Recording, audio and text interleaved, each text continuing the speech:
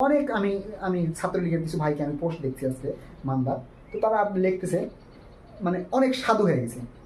ভাই এই সাধুটা যদি আপনারা আগে হইতেন তাহলে আজকে এই পরিস্থিতি হতো না। তবে একটা মজার বিষয় কি জানেন, যেই বাচ্চারা, যেই ছেলেরা, যেই স্টুডেন্টরা এখন থেকে 1 মাস আগে ওই রাজাকার বলার জন্যে তারা কি করছিল, প্রোটেস্ট করতে আসছিল, আজকে তাদেরকে রাজাকারের নাতি নাতনি বলার জন্য প্রোটেস্ট করতে আসছিল, আজকে তাদেরকে রাজাকার বললে তারা খুশি হয়। দ্বিতীয় ফ্যাক্ট কি জানেন, যারা এখন থেকে 1 মাস আগে ছাত্রলীগ নিয়ে বড়াই করতো, অহংকার করতো, তারা এখন ছাত্রলীগ পরিচয় দিতে ভয় পায়, লজ্জা পায়, শরম পায়। স্টুডেন্ট লীগের 98 জন পোলা পায় স্টুডেন্ট লীগ ইংলিশে লিখতে পারবে না, 98% পারবে না। আসসালামু আলাইকুম। বর্তমানে কিছু নেতার কিছু ডায়লগ শুনলে আমি তো অনলাইনে সবচেয়ে বেশি অ্যাক্টিভ থাকি, তো এখান থেকে আমি কিছু ডায়লগগুলো আমি শুনে আসছি। তো আমি বিভিন্ন নেতাকর্মীদের কিছু জামাতের কথা বলি, জামাতদের শুরু করি। তো এখন পর্যন্ত সবচেয়ে কিন্তু পজিটিভ ওয়েতে আছে জামাত। আমি কিন্তু তাদেরকে সাপোর্ট করতেছি না, আমি সেটা বলতেছি শুধু। কীভাবে ধরেন, আসলে তারা মানুষের কাছে ভালো সাজতেছে নাকি প্রকৃতভাবেই তারা নীতি পরিবর্তন করছে এটা আমি জানি না, বা এটা আমার জানার কথাও না।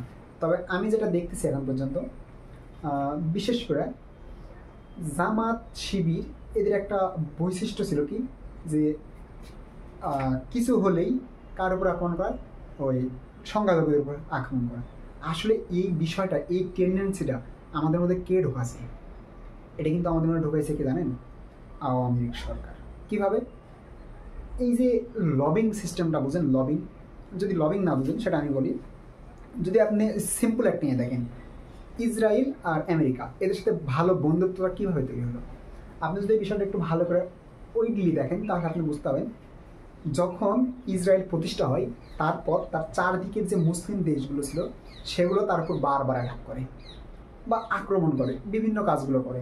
তখন তারা কী করলো, যুক্তরাষ্ট্রের কাছে বলে যে আমরা ওখানে অসহায় মানুষ, এই সেই, এমনভাবে লবিং করলো। আর যুক্তরাষ্ট্র তাদেরকে এমনভাবে সুযোগ তৈরি করে দিল যে এখন যুক্তরাষ্ট্রের প্রত্যেকটা স্তরে স্তরে ইসরায়েলি, অর্থাৎ ইহুদি।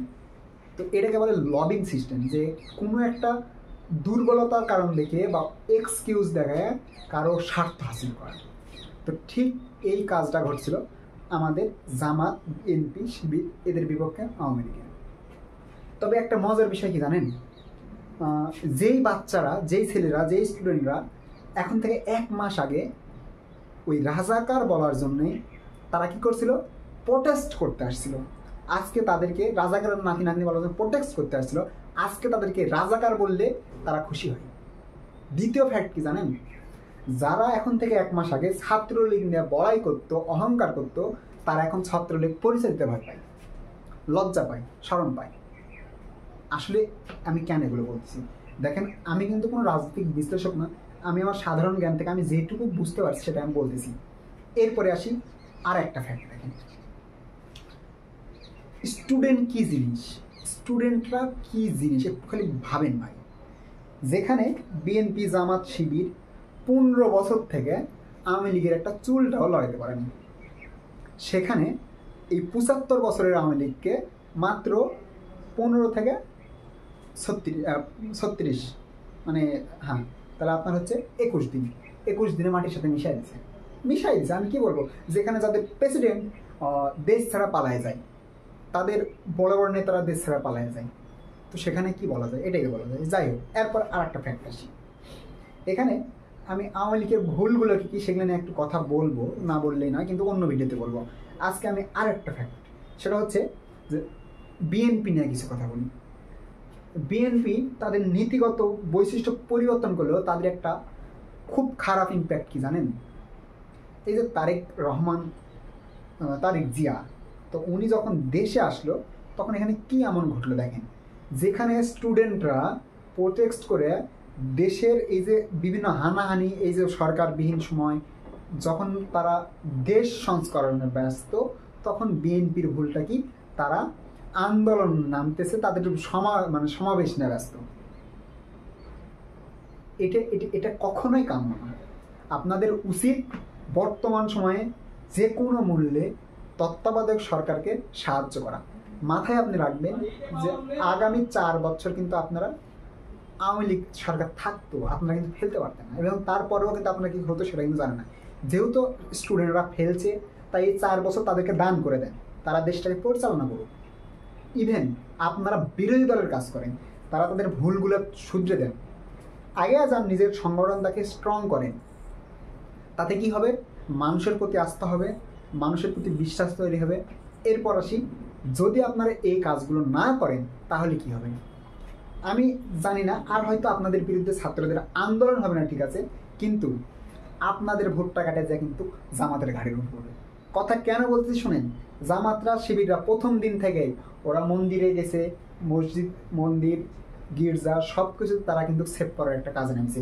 প্রথম দিন থেকে তারা অফিসিয়ালি ঘোষণা দিচ্ছে যে আপনারা এগুলো প্রোটেক্ট করেন, কিন্তু বিএনপিরা এই পরিমাণ তৎপর না। আমি দেখছি বিভিন্ন জায়গায় যে বিএনপির অমুক নেতা, বিএনপির যুবদল নেতা, এরা অমুক ওই সই।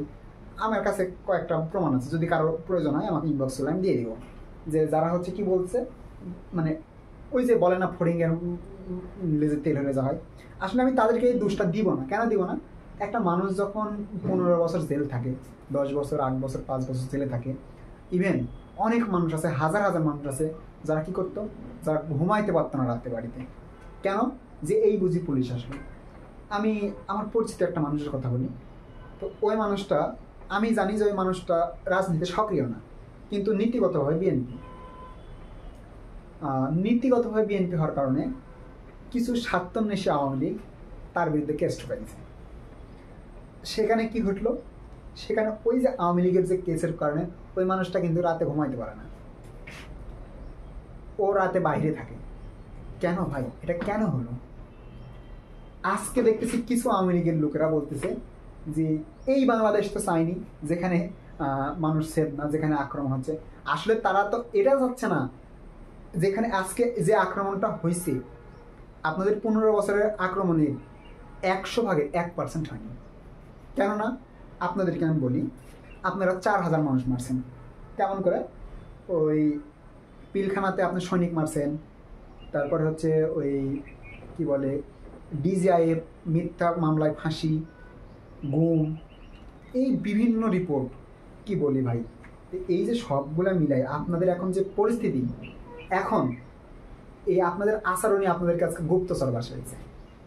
আমাদের মানদারের কিছু নেতাদের কথা বলি, আমি এই বিষয়টা বারবার লক্ষ্য করি যে আমার মানদার যারা হচ্ছে মাথা, আওয়ামী লীগের যারা মাথা, তারা সামনে যায়, পিছন থেকে তার স্যামসা সেলা কোক বিরণীখুর, মানে কোকের আশায় যারা পিছনে পিছনে ঘুরে তাদের কথা বলছি।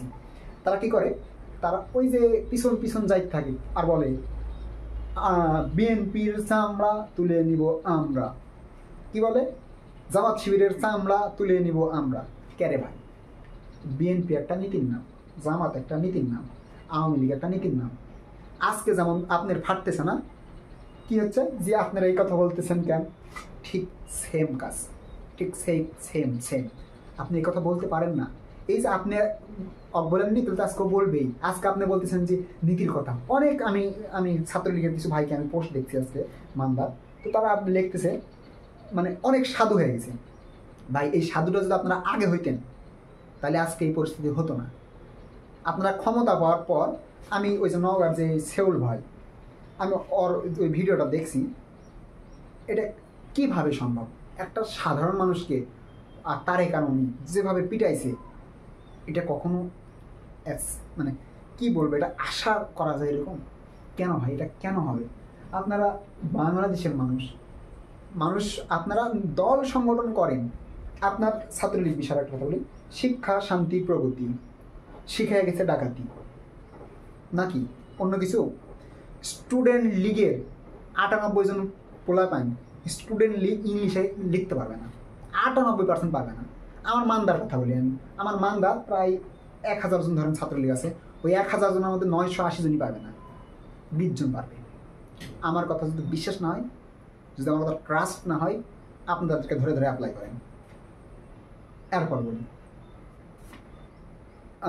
এই বিষয়টা আর একটা ব্যাপার, শেখ হাসিনা উনি আমাদের এখন প্রধানমন্ত্রী নাই, তাই আমাকে মাননীয় বলার মতো কোনো অবস্থান নাই, কেননা ওনাকে বেশিরভাগই মিডিয়া ডিক্টেটর হিসেবে পড়েছে। ডিক্টেটর মানে তো জানেনি সবাই, এই যে সৌরা শাসক, এটা আমি পরবর্তী একটা ভিডিওতে আসবো না তা নয়, কিন্তু এই কর্মকলাপগুলোর জন্য দায়ী কে?